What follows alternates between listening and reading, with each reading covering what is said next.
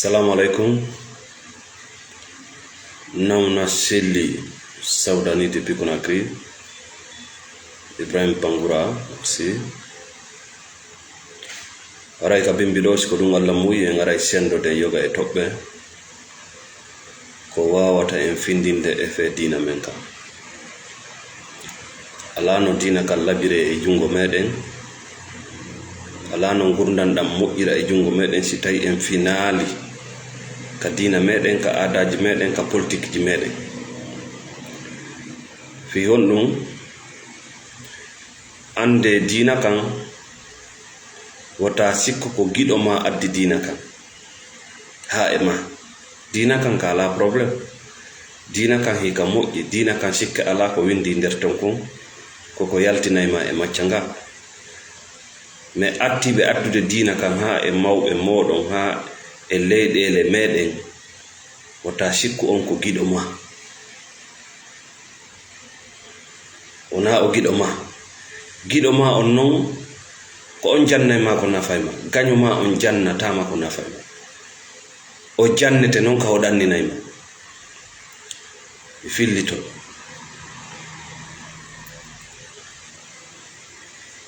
dinaji arɗi Afrique ɗin ko addiɗi ha e meɗen hewdi noon, c'est des vrais esclavagistes. E haka wonɗen ɗo ko système goto fayda wona gollitirede.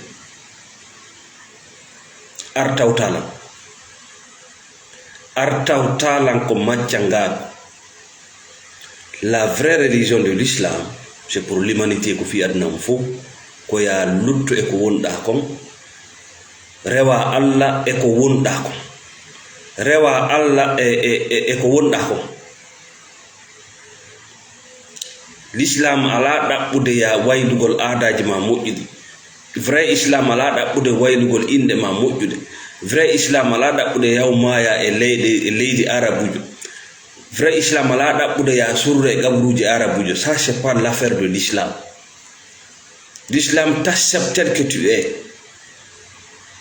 Islam landaki ya goɗɗo loote ngandi. C'est pas important. Merci Mohamed Diallo,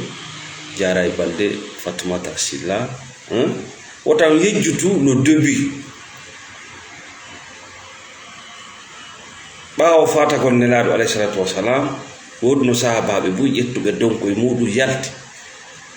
Woɓɓe ari e leyɗele nord telen Afrique ga, terkele Maghreb, yaari ha Tchad to, mais kamɓe on tigri ɓe hewtali ga. Ça c'était des vrais pays d'esclavagisme ko leyɗele tawɗo harde ɗi zone des marchés des esclaves, wono Égypte, wono Tombouctou ɗo Mali, Algérie, Tunisie, yiɓe marno des marchés des esclaves. ɓe yii islam mum ɓe tawi bana adama on no wawi ɗanninirede ɗum ɗo ko ɓuuri e yawde, par ce que hari argol hendo maccuɗo naɓamo, c'est tout un travail.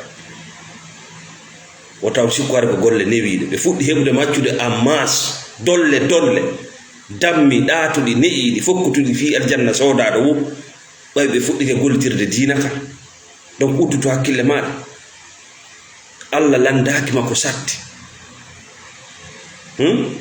Allah ko landima c'est la libération. Tu te libères, libéroɗa e tahoud.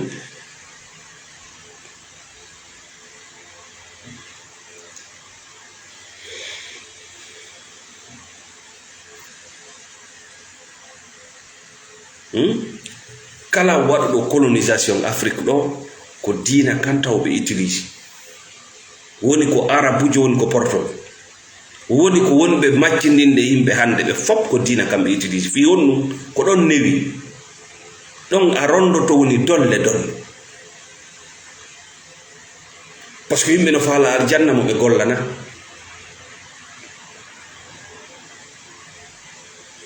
Aljanna heɓorta ni. Aljanna heɓorta ni. Aljanna na yo ɓeyɗa gollu ɓeyɗa fawto, c'est pas ça. Mo kala remay loore mum de sino faala soñoyde. Partagez la vidéo, bientôt on va commencer.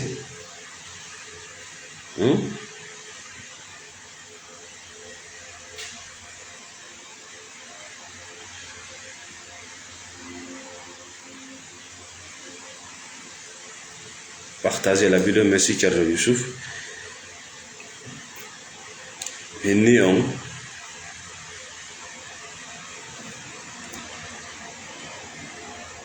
Ko hewtide diina kanka meɗen ka arande laawol ɓe alano num anniye moƴƴe fiya faamu diina kan woni ko chrétien woni ko islam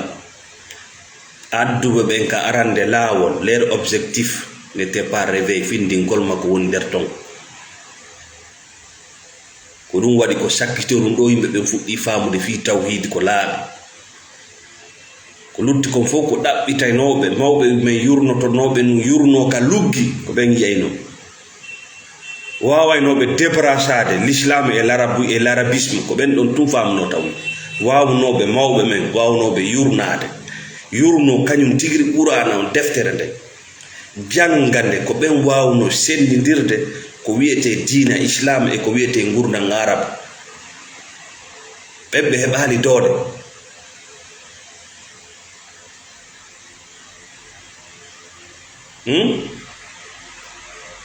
adduɓe chrétien yagal Afrique addirali chrétien yagal fiɓe faala ya yaw aljanna ko fi wota yi'u bonkiji maɓɓe ɗi ko fiya yaafa ko jogiɗa ko fiya yaafo dimu mangu ko fiya yejjituiɗa mari keɓal ka hoore leydi ɗo ɓe addilari chrétien yagal de fi hiɓe faalnama aljanna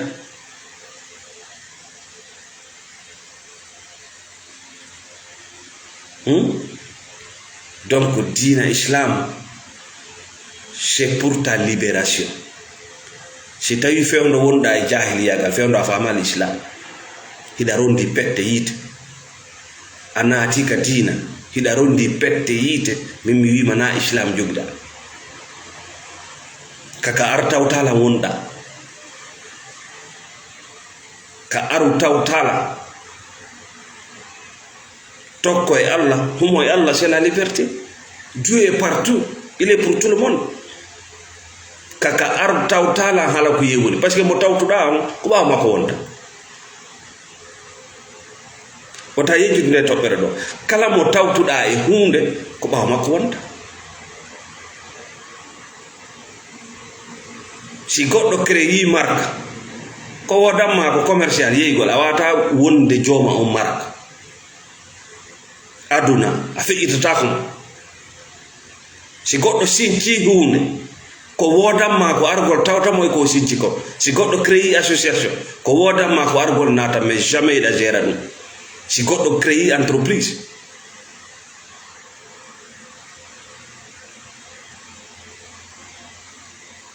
merci Oumar Aissatou Diallo o taw yejjutu nde toɓɓere ɗo diina kanka arande laawol enen Afrique enen leydi ɓale adduɓe ɓen ardali anni e moƴƴe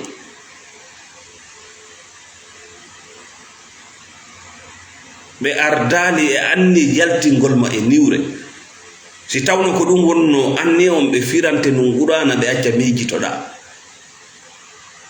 hanno en yaltino e niwre hanno en accino haalugol fi ñanne fi mbile fi ono gerilan ono ngatila ɗum yadata islam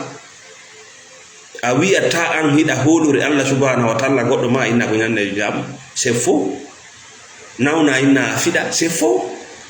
a jogota ko tawhidi jawdi ma ndi perda inna ko goɗɗo lampima jamais de la vie a jogota ko qur'ana ko windi ton kon tawa wona copie wonɗa jangude hara ko original on wonɗa jangude hula kefeero ma hula tilko c'est impossible yadata a wondata le tout puissant Allah subhanahu wa taala konguɗi makko ɗin ɗi wonata ka ɓernde ma ko jaasi yeƴe non non c'est incompatible yadata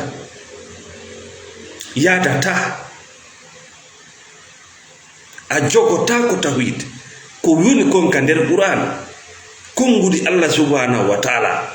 mbilejo ma ko wiyete ñande ma hinkoye fuufa fuuɗi tawa ɗum no ɗen jimma ma kefeero yadata si tawi ko a julɗo hiɗa huli sifa koye piiwo jaasu koye kaka diina artawtala wonɗa naka diina Allah. Merci monsieur Bokar Bari pour le soutien. Wona diina Allah. Diina Allah kanko ko libérayma yaltinayma kaso go aduna on naadayma e mum kaso leñol kaso feddeji kaso hoolareji fenandeji yaltina e gon kaso naade e wonugol maccuɗo goto pet Allah subhanahu wa ta'ala. Sa jaɓi macca ngago Allah ngu pet hunde watama maccinin. Si a jaɓi macca ngago Allah ngu kanko sa jaɓi macca ngago makko ngu a gollitiri tawide ma goɗɗo watama colonise de. C'est impossible yadata a heƴatta e jungo.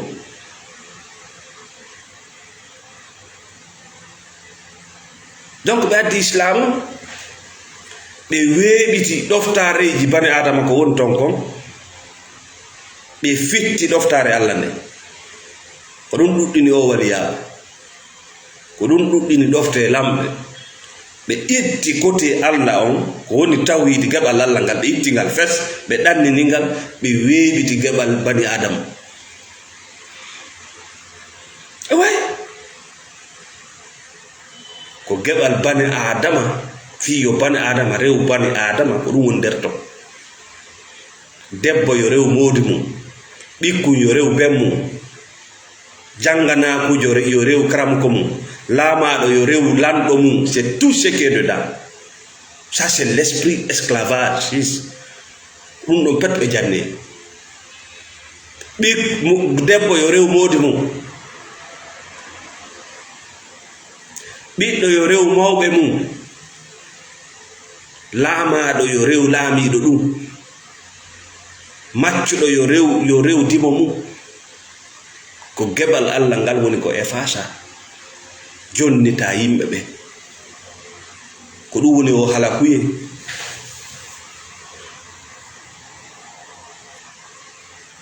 ko ɗum woni o halakuye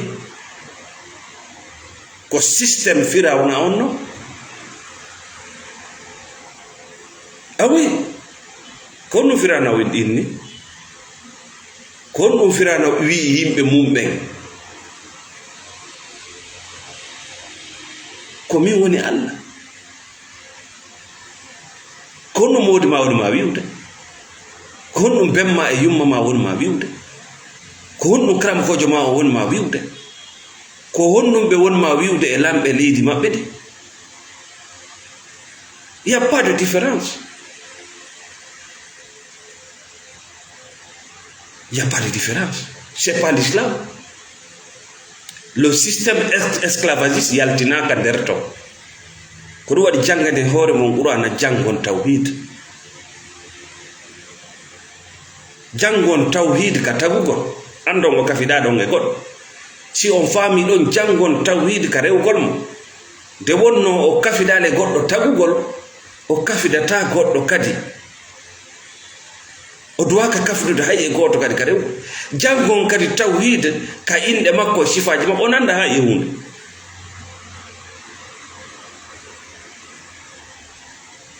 o nanda ha e hunde wuurɗo mo mayata firawna no wuuri o mayata donc o fodda e rewede al aziz ar rahman lanɗo yurmeteɗo ko lanɗo on mo yiɗano yurme ko Allah bet himo laami himo yurme ko mo jogui ɗin kalteji ɗiɗi si bani adama laamike o wonay o gollitira jaggo parce que il est faible. al aziz ar rahman on tolnuɗo eɗen doole makko yurmede na to ko Allah bet marde bani adama si donni o haaɗay o tooñay ɗum waɗi Allah jaɓali ya rew neɗɗanke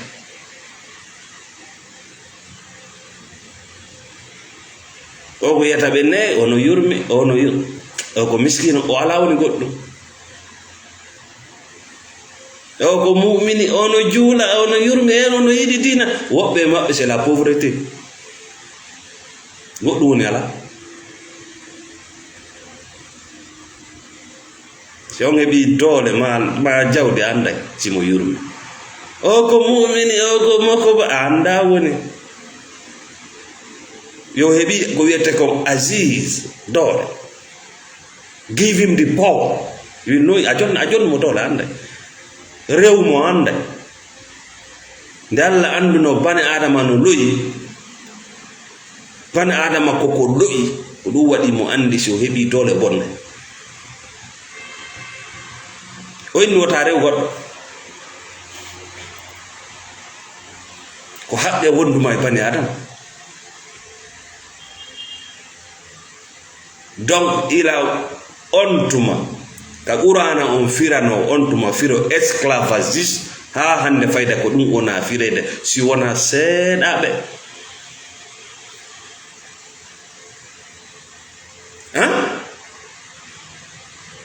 sa ƴettiɗo joni kala wiyen ɗon ɗofte Allah e nelaɗo makko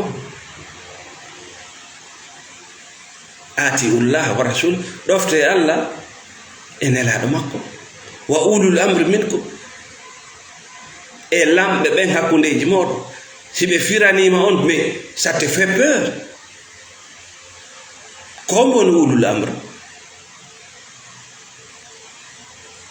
ça n'existe pas ko amirul mu'minina o inni minkum lamɓe ɓen hakkunde moɗon wonɓe defandude intérêt ji mon ɗi yahe ka kulle ɗen on yiyay firongo yahi yon gayuje ɗen yahi yon piyoji ɗin c'est leur système piyoji ɗin hiɗi mari territoire majji hiɗi mari hoorejo ko ɗum hatta ɗi ƴakkidira sina ɗum kanji kadi ko ɗi tiw kono ɗi ñaminirta iraci on no ɗon lanɗo noon ñaamowo yimɓe mumɓe o yo ɗofte lanɗo sendo yimɓe mumɓe mbay wala doole o senda ɓe ko yo ɗofte mawɗo musidal sendowo musidal ngal lanɗo ƴakkowo yimɓe mumɓe lanɗo bonnowo diina mon ka koye mon o jeeya kono ko ɓen wonoɗa wiyeede sa ɗoftaki ɓa yalti diina hariji a natoya yiide c'est l'esclavagisme c'est le même colon ko ɗum tigri ɓay arabujo on ari kamen ɗo ko ɗum o firi mais lui kanko ko firiri ɗum ko fiya ɗofto lanɗo ma on nden ñande si on inni o yeeyima hara memminaki fi wota dogu andi on tuma no hani no yaaji no wel dogude sinnama laamu ngon ari yantugol sagalde ari nangugol yiɗa wawi dogude mais si waɗama ka hoore ma ko kanko woni amiril mu'minina ya yalti ley koyɗe makko a naati yiite sa dogi mo a dogi koto kaca ko firo esclavagiste wiya ɗon amiril mu'minina minkum ɗum ala ça n'existe pas maintenant yana pas ala nokkande hoore leydi wonɗo défendude droit ji ma ɗi en tant que musulman yana pas ko wonɗoma indikude indicataire ko wonɗoma yeeyude ƴayɓe momɓe ngayuji ɗin watta ɗum ils ont leur groupe ayay ɗi yaltay ɗi joyi ɗi jeego wowtoru ko kayru laami ko kayru jogi territoire o kayru jogi ordon kanji andi sayombo wañete si wañama ko honno ñamirte on ko ɗofteteɗo parce que c'est dans l'intérêt du groupe on ko ɗofteteɗo c'est dans l'intérêt du groupe no way wa imamu jonsi no julnude o wona fi hoore makko woni julande mais lamɓe ɓe gande ko hombo fi hombo ɓe laamani ko fi hoore maɓɓe fi reedu maɓɓe ndu fi awra maɓɓe o fi compte bancaire maɓɓe on ɓe laamani hino seediti ɗum labtaniji ma ɗi laawi ma ɗi sécurité ma on ñaameteji ɗi ñamata ɗum ko noy kene hakkunde ma e kawte ma noy kene ko fi hombo ɗi laamani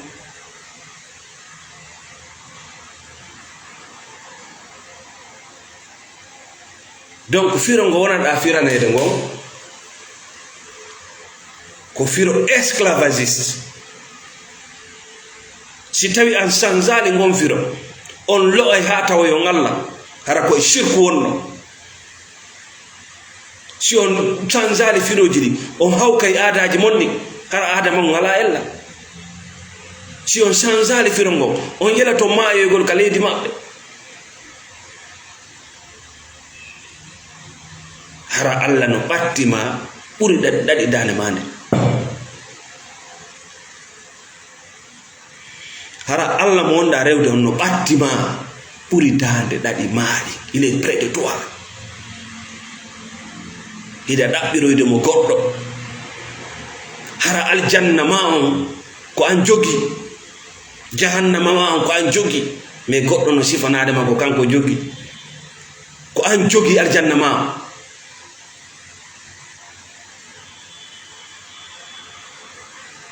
ko an jogi jahannama ma ko an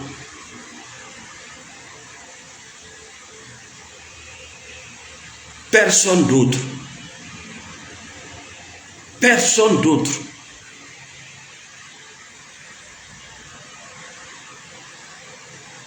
goto ɓurama yeeso Allah kaka golle ɓurduɗe goto ɓurama wonkin yeeso Allah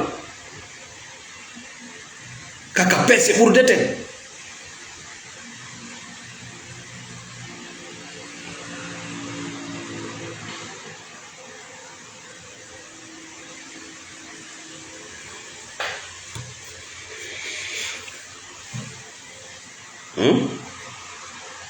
ɗofte Allah jaɓon ko nelaɗon addi e mon kon o wi on ko immorde ka Allah ɗofte ɓen yeesoɓe moɗon jeyaɓe e moɗon ɓe ala ça n'existe pas ça n'existe pas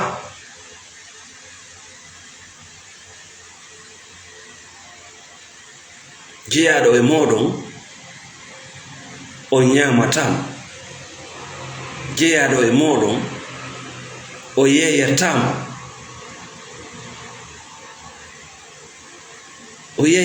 o espionotama jeyaɗo moɗon o créata feddiji o senda o créata association ji o senda jeyaɗo e moɗon o wondata e bonɗo o ñama o jeyaɗo moɗon darata ko ware ɗon donc yalte e goɗɗoygol andon vous êtes aujourd'hui dans un monde capitalisme asan hoorema ɗaɓɓana hoorema ta goto ɗandini personne n'est là pour toi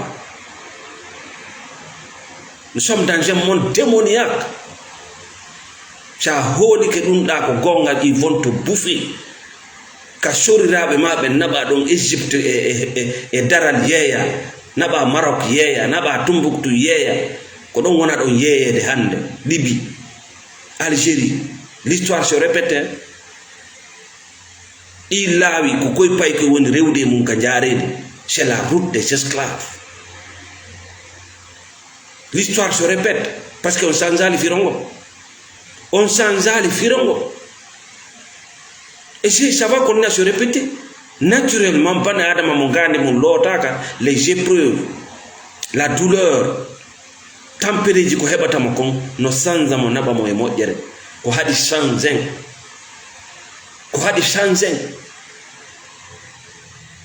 c'est parce que nous vivons dans le mensonge ko haɗi changin ha hande goɗɗo ɓaƴay ɗo inna ko onon mi wonani et puis vous croyez ce genre de conneries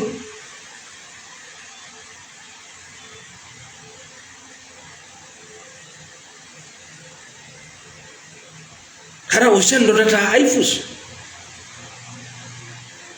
Merci Fatmata Binta Diop.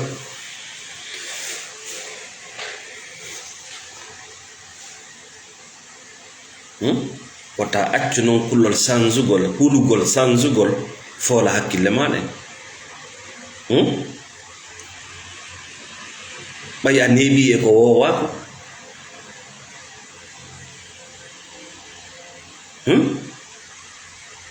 partagez la vidéo, mettez le cœur.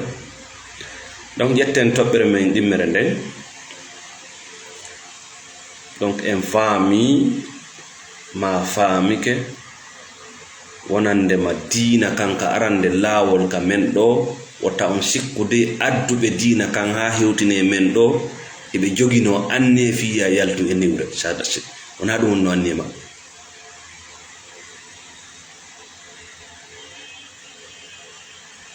wona ɗum wonno anne maɓɓe. ko wonno anne maɓɓe kon koye ɗum wonɗen ɗo nde niwre nde tampere ngu macca nga nge heege. ko wonno anne maɓɓe ko ƴettugol keɓal Allah ngal inna ya jonnutuɓe ngal keɓal. fillito ko ɗum waɗi a yiyayi debbo no rewa moodi mum, ɓikkun no rewa ben mum, gorko no rewa karamoko mum, karamokojo no rewa lanɗo mum. Parti la divinité ko ɗum ɓe ƴetti ɓe fewtine bani adama pour faciliter l'esclavage. Parce que debbo wonnoɗo ɗoftade moodi mum e bange rewgol mo maccindingol mo no newi. sa soodi sifa on maccuɗo no weli yeeyude gertota. gorko wonnoɗo rewde yumma mum ma ben mum sa soodi no newi koko wowti ɗofta ko no wo kullum andu ko ɓoggol e kullum ko anda ɓoggol na goto. wowtingol kulloy koye lanɗan wowtina koye nder hoggo wowtina koye dingira sa ari soodugol ɗum e daral ko anda ɓoggol kon c'est des problèmes. c'est un peu difficile à expliquer mais wota on sikku on yaltay e niwre, on yaltay e tampere, on yaltay e nduggu, on yaltay e angal lekki. si tawi on humaki kadu waɗon humade ɗon humoɗon e hoore mum hooloron hoore mum fodday hiɗon jooɗi ko kohoɓe amen ni, ko waliyaɓe amen ni, ko mawɓe amen ni, hara ɓe hewɗinanta on nafoore. si tawi ɓe hewɗinande on nafoore il mérite kala mo teddinta mawɓe ɓen o jeyaka amen nelaɗo maki ɗum. kono noon himɓe maki kadi kala mo yurminta sewɓe ɓen o jeyaka amen. si tawi ko jeyaɓe e moɗon kamɓe e kohoɓe yaagal maɓɓe ɓe yurminay sewɓe ɓe. si tawi on yi yurmede yiwata e maɓɓe hewta on mangu ngun ɓe fodda e mum c'est la réciprocité. ko foddi e mangu ko jonnutuɗoma yurmede sewankakuma ɗo yo hakkude ma e mawɗo ma. si mawɗo ma jonnitalima haqqeji maɗi mais ko ɗum jasurde Allah no landima goɗɗum noy si moodi ma jonnitalima haqqeji Allah landakima fos.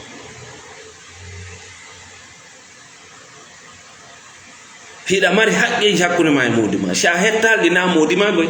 kawno wiide moodi ame na moodi ma ko ɗum waɗi sa fara a fokkiti hay sadago a jonnata sadago jonnuma ko a jonnata a jonnitimo sadago si tawi ko an torti hoorema e tawata vraiment imo darino darandeji makko na ɗum na moodi ma. si bemma e yumma ma dankaki ma ko wonɗa pay mais ya rien entre vous, ya rien entre vous. lanɗo leydi ma ndi si o jonnalima coñci ko wattoɗa, o jonnalima ñamete ko wattoɗa, o jonnalima lekki ko ñawdora, o hiwalima e jungo bomɓe ɓe, o dandalima lorra kawtalɓe ma, o dandalima ñawoɓe bomɓe wona landoma ko goɗo e daro natta yiite aɗo ɗo wona lando koy na lando.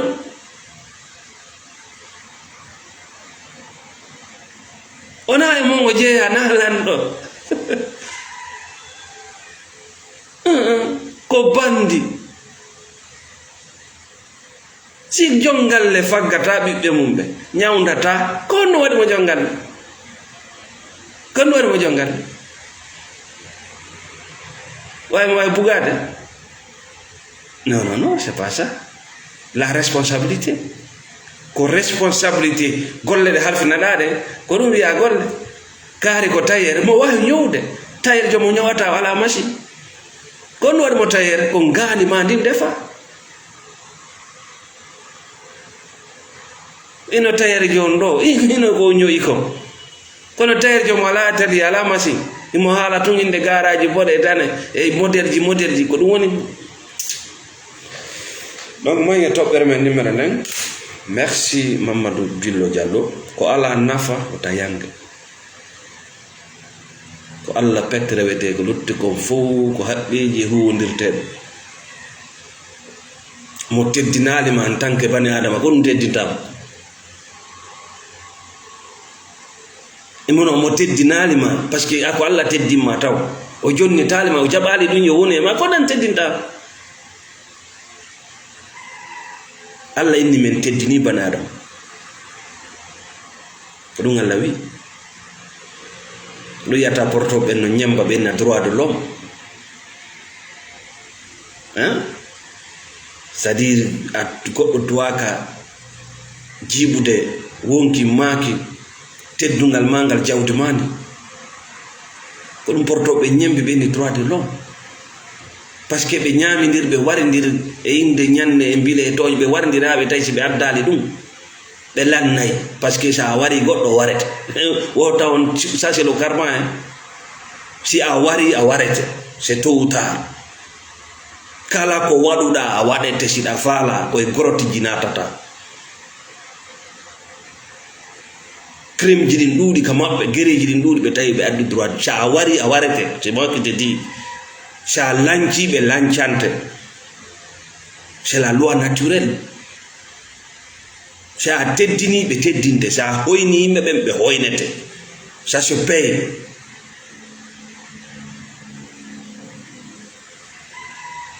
ça se paye ko naɓuɗa wo artay ɗum wona na piigol ceede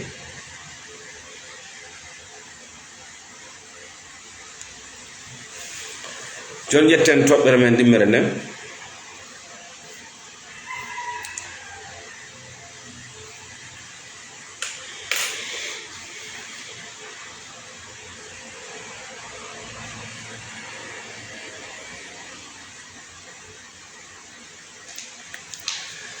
haray buy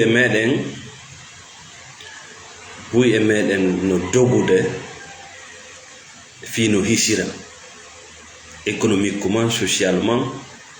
politiquement religieusement buy e men naatino e dogugol no doga ɗum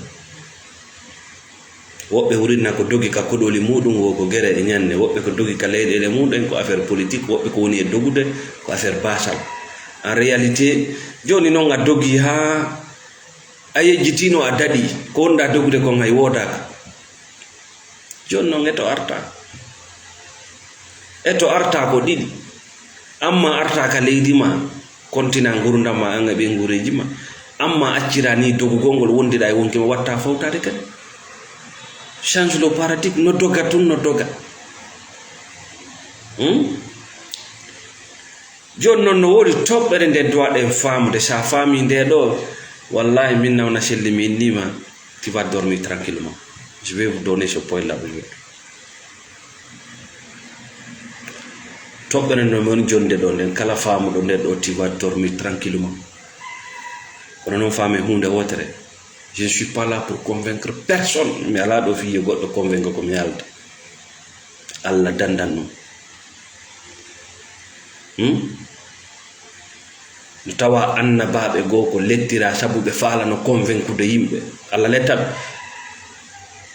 c'est pas ta mission de convaincre les gens min nami politicien parce que ɗaɓɓo yo goɗɗo convaincre ko goɗɗum o faala jungo ma so hendike ka poubelle hawbayma moi je suis pas un politicien ko golle politicien non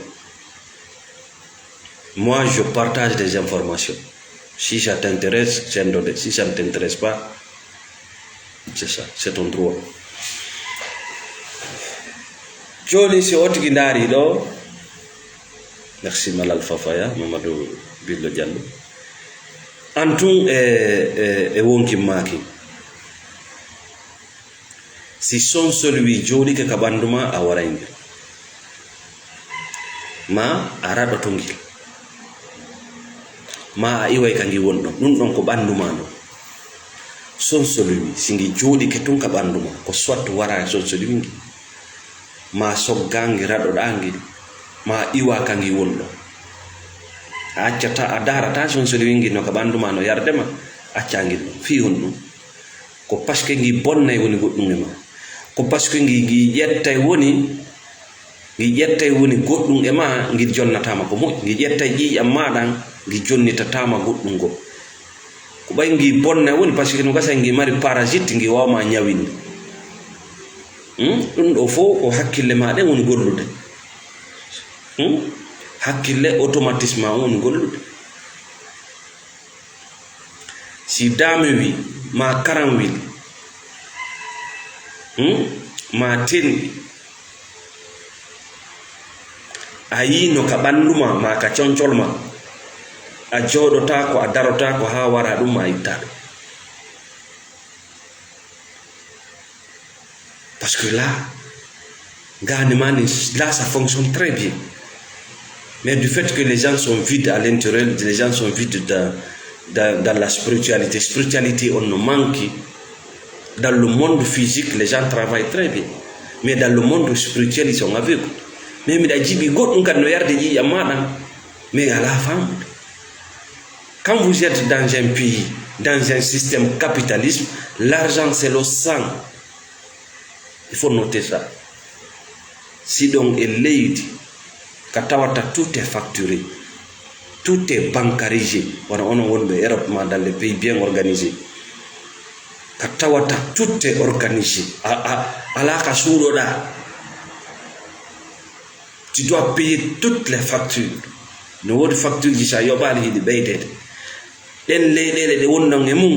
l'argent, c'est le sang.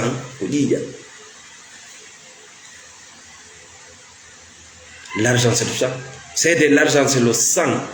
Si di futti ke lannude haray da way wo auto wangal essence won lannude mo ida andi konto fu kotuda haray da mapi donc kala ko woni yarude din don buudi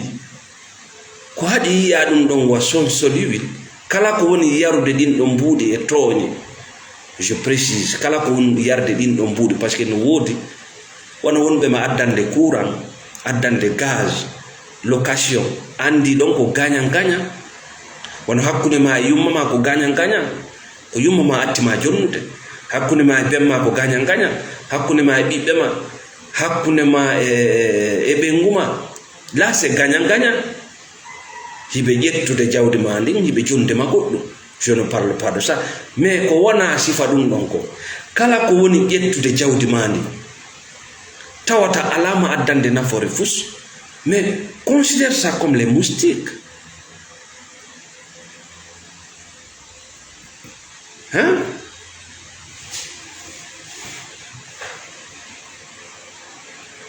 Mais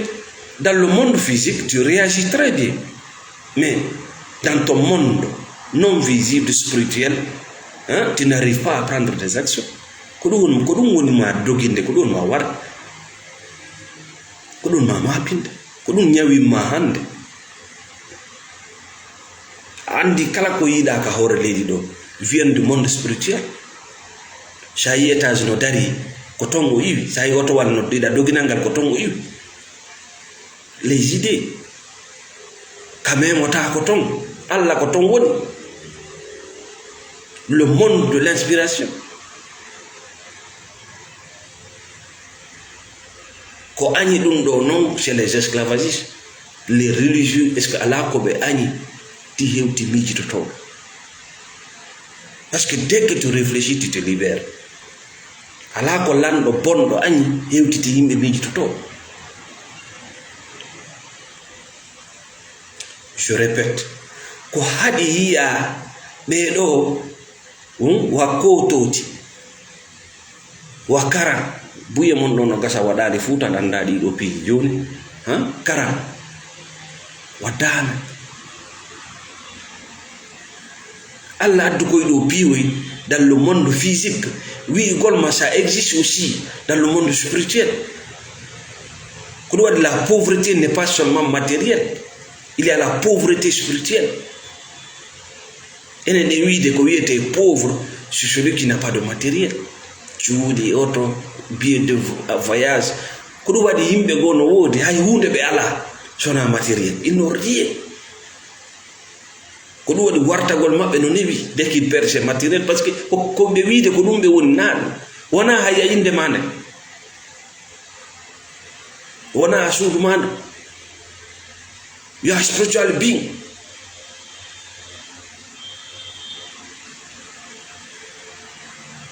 Donc ɗo kala ko woni ƴettude ɗin ɗon mbuuɗi ma andu no yarde ƴiƴam maɗan e hoore tooñe no wawma kadi nawninde ko ɗum ɗo wiyete ka nawna selli ñanne. si a jonni mbuuɗi maɗi ko addantama nafoore, a heɓali hakkille har hanino ƴettude ko ñanne. Donc ɗo a faami batini ko ñannejo, mbilejo ko ñannejo, musiɗɗo bonɗo ko ñannejo,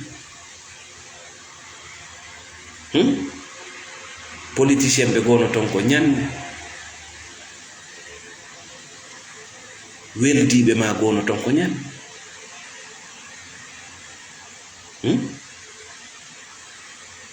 No faamu tun en principe tu n'es pas un Dieu. Angiɗa hatoñini na Allah, ko Allah woni hatoñina ko. Tu es nécessiteux. Et tu es dans un monde capitaliste libéral. Ka tawata l'argent, c'est l'oxygène. Ka tawata l'argent, c'est le sang. Ko honno sonsoli wingil arta jooɗo ka ɓandu ma, tu réagis très bien. Dame wingil, tu réagis très bien. Amma tu l'élimines, ma raɗoɗa. Mais je me demande ko honno, il y a quelqu'un qui est en train de faire, mo waɗa tun retrait. Hay hande o waɗay retrait ka jawdi ma, o waɗay retrait ka tamma, mais il t'apporte rien. Rien. Ko andirta il t'apporte rien. Dès que tu coupes, arrête tout en retrait, ou à des croix rouges. Ma o menace. Ma o yalta bonna inde mane.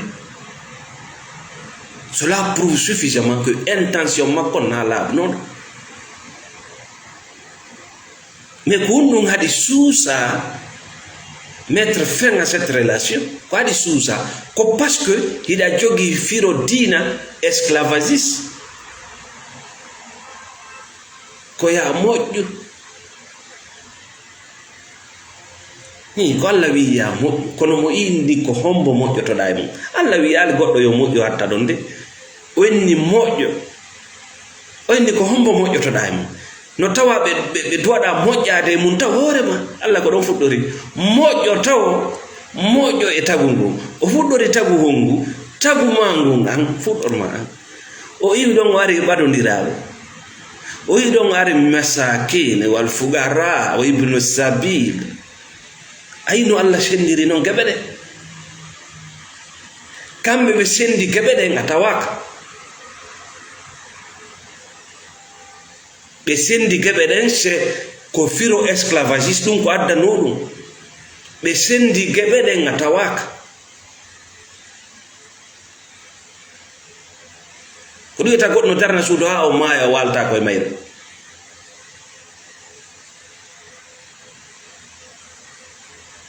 Ko wiyata goɗɗo no ɗaɓɓa jawdi o ñamatandi.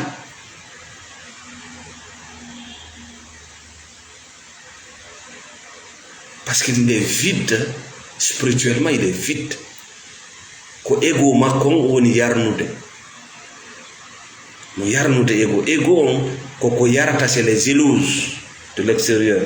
la satisfaction des autres satan ma on ko dum yarata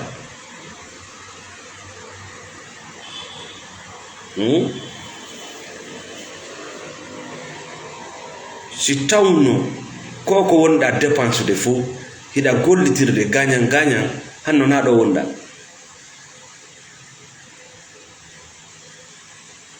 hanno na do wonda ta pauvreté se trouve dans ta tête basal kaka ngadi wonata le wodi jogibe matériel ji machallah mais c'est des pauvres. J'ai accompagné beaucoup de personnes, c'est des gens qui souffrent à l'intérieur. Nawnaji busido rondi yanna parce que Allah no tikkamma ko honno réagirta très bien avec les moustiques, avec les poux, avec les parasites, mais tu n'arrives pas à réagir avec les êtres humains qui jouent les mêmes rôles dans ta vie économique. Buy emen dogino e lawol dadugol dadino andano hay dadino doga to ngani no doga fala e bibbe mun kadi yo dogo ta hoto fulawa be nyamete amon ma nyamte wota hulbi pay kun tayitugol lawol hollu mo lo lawol tayitirte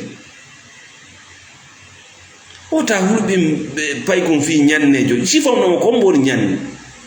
parce que sa andinal mo ko mbori nyanne ko yaaye makko kaw makko ma be habiti ma ba yo hoyda tafi mun ko be ngotoñata hara o ya non o halfino e nyanne bebe pasteur jo ko nyannejo nyamiro o dina ko nyannejo parce que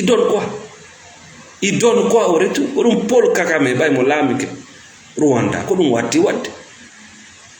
o ni won be nyaamude lendi ngo ben taw arrêté parce que ko be won ukinirde me o nodditi kala jogido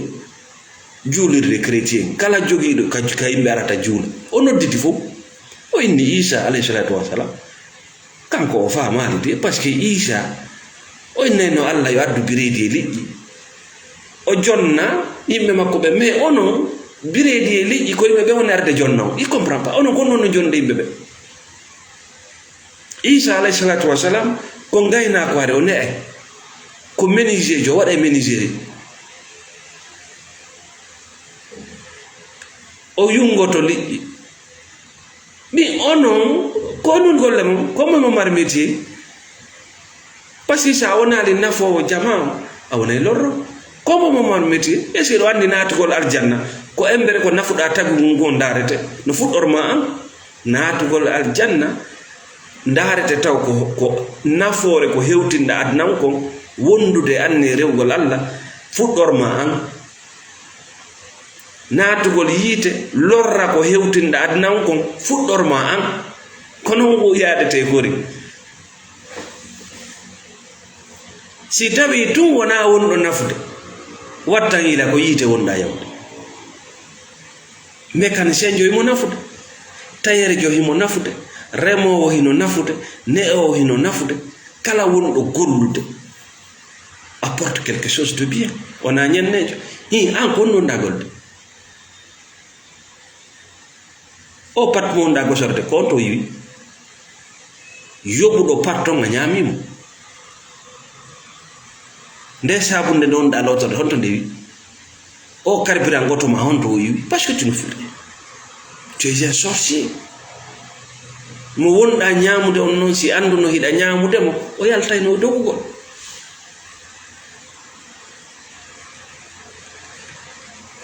ko burno sattude ko tuma goddo wi en hida lorde la wiya o mi alamata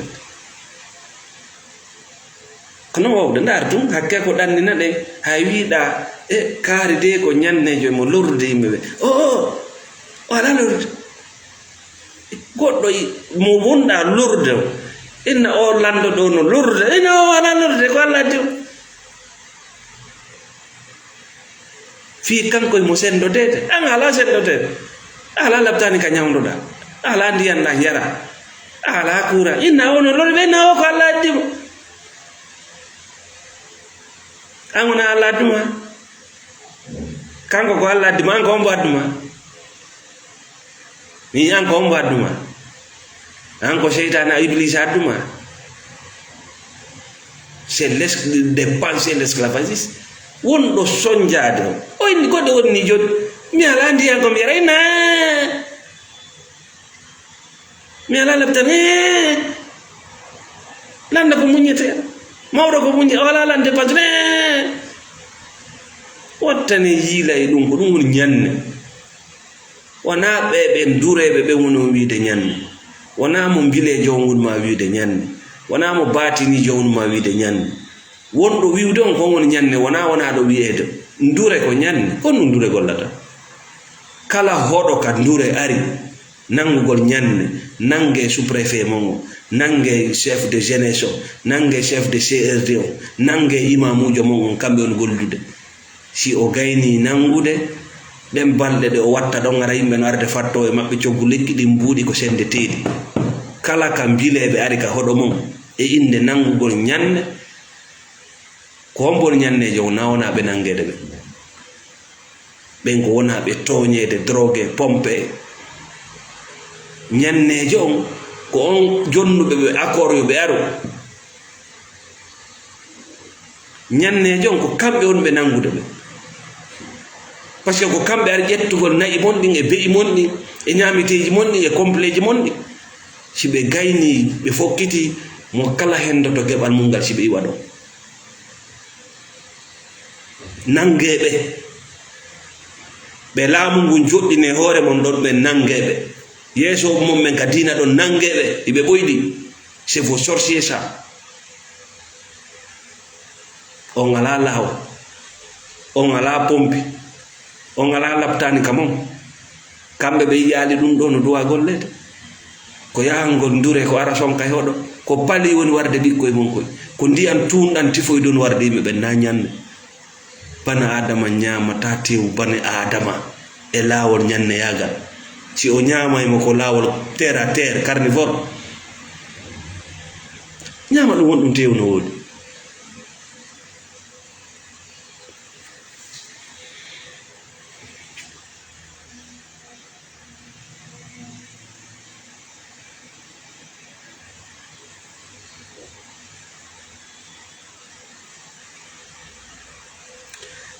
jonne ngaren ka sanzugol si konno hatta sanze parce que jikku wela ittude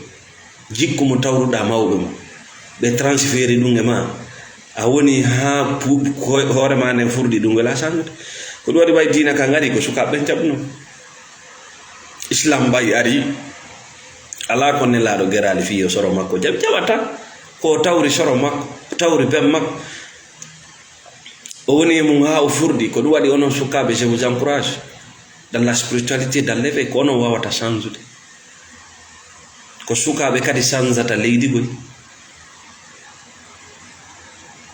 ko sukabe sanzata leydi ça je vous le dis ko an suka sanzata système famille ma ko an blokata on malédiction c'est pas les vieux parce que diaw e teddungal mo nebi e mum wala widata e ugolem fo no teddini la goddo yirtalan dum nanirtalan dum an non a haba ala jaw ala teddungal ala goddo donc tu peux changer facilement ko on no ne adde changer ko non yalten ka daddudi meden ka wowaji meden tawdi mojjana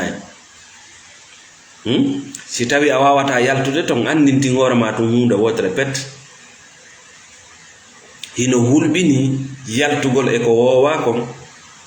kono wona wonde yaltotako non tun andinta hawre ma min nawna sendi ko dum no hulbini do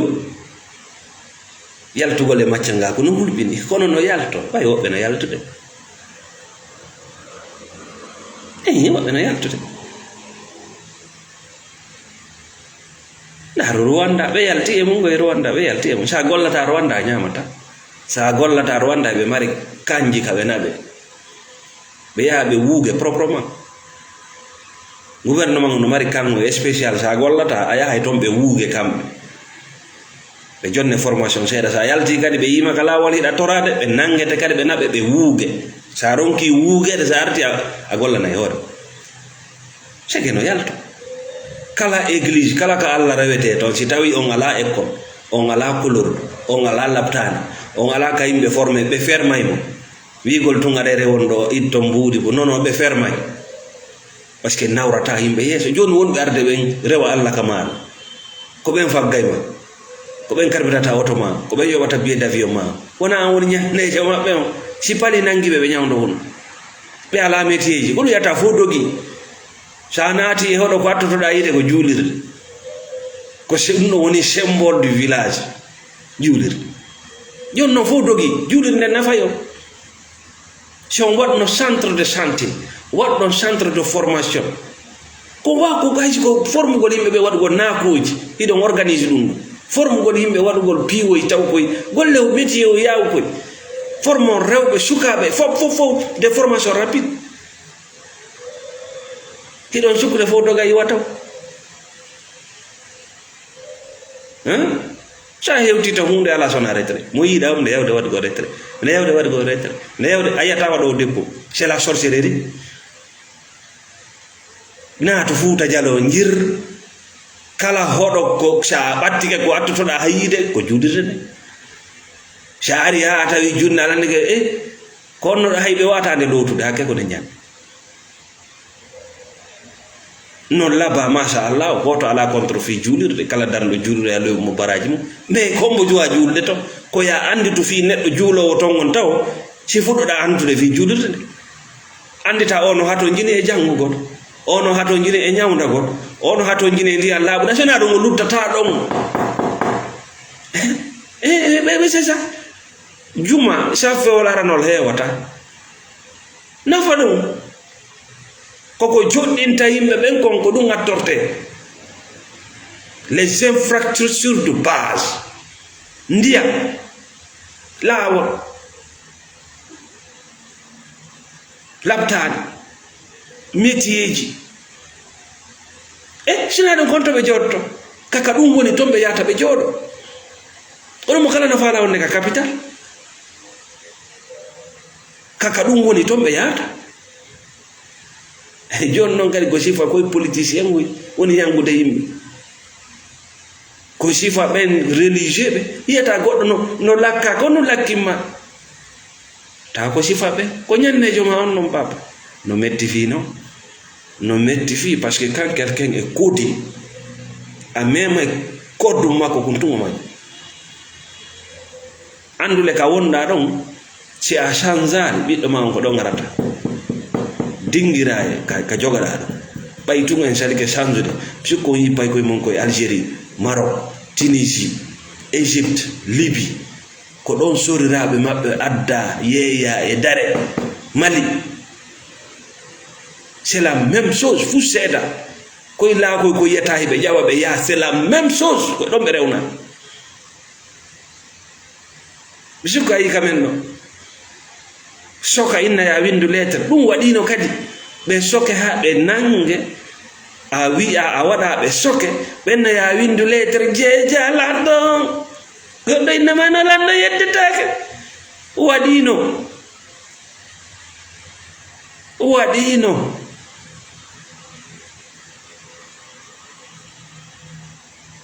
ɓeɗo ko hayɓe leydi ndi hara ɓay gañum gollata créa ennemi artificiel ayɓe ɓen no arde jogue frontiére ji ɗi waɗino minen mawɓe amen dogay no naata e pammeje hara hay hunde ala arde hara ko goto petare wi wiɓe ardete hombono arde hay goto ko kakkille ɗe yurno ɓe doga ɓe naata e pammeje waɗani ɗo kadi ko jeela dogi ɗo e Sénégal dogi e Saralo dogi e Libéria dogi yaltiyade kon wono aranede hombonma aranda ko jeelo windi lettre ji jeeji hombo nanguɗo mon e ore toon donc changer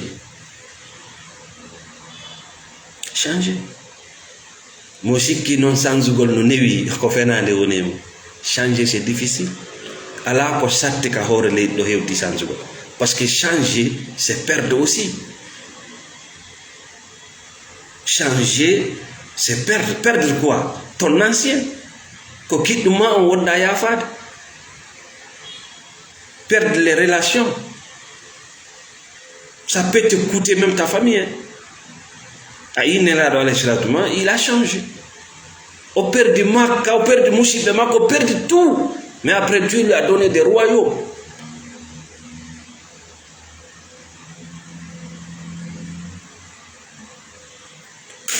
Donc merci beaucoup. Kalano de yewtere men wi ka arande lawol en yewti fi diinaji wota ukkotung e diina geru janga tawhid sa ukkike diina jangal tawhid a wona rewo yimbe maya nata yite sikke alay dum a luttay mum mi anda kono sa maayi ko yimbe rewata ka yite yata ngel non yite c'est-à-dire ko ga iwduda e magge parce que réciprocité ala kama encore retraite yimbe be on wadde ngurdam mada dépôt ala mo ala dépôt o maayay compte mo ala dépôt o maayay net sikka ala to diinaji din ka arande lawol kam men do di ari rali fiya yaltu e niwre ko du wadi hadira e niwre ko dum hani ayi goddo so jangi diina o sikka ko yimbe be ko jangani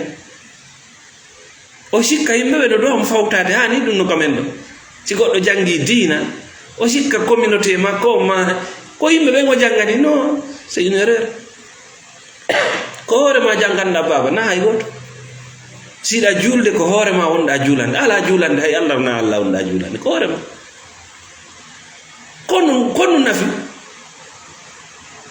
sida hunji burana ko mo nafuda ko hore ma nafuda na goddo hal fere bende janguda baraji no winde ko mo si anga jangi mimi windante.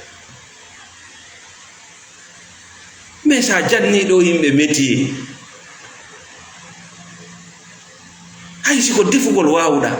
a janni yimbe honno defirte be kala ka be yaari be way wurde mu labbingol suudu siko dum tu wawuda piyi di yawiti de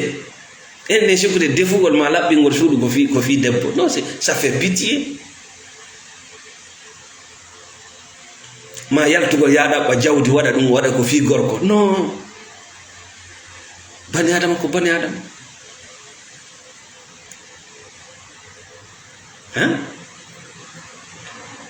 Donc diinaji din di ari rali ka alande lawol fiya yalto ni regoy kono non ka der diina ka der defte ton no windi onno yaltirta e nure. Donc yaw der ton joga sa etike be joganima wattata makka yaw der ton joga si be joganima ko e fedde yata hore ma lutti kus.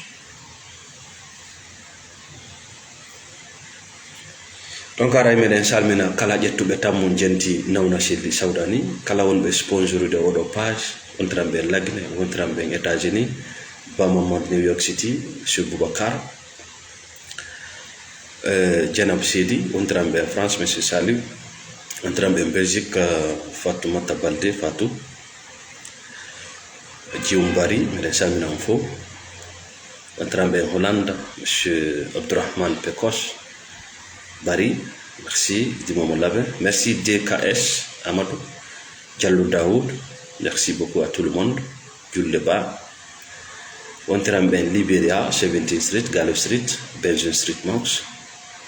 Salam alaikum wa rahmatullah.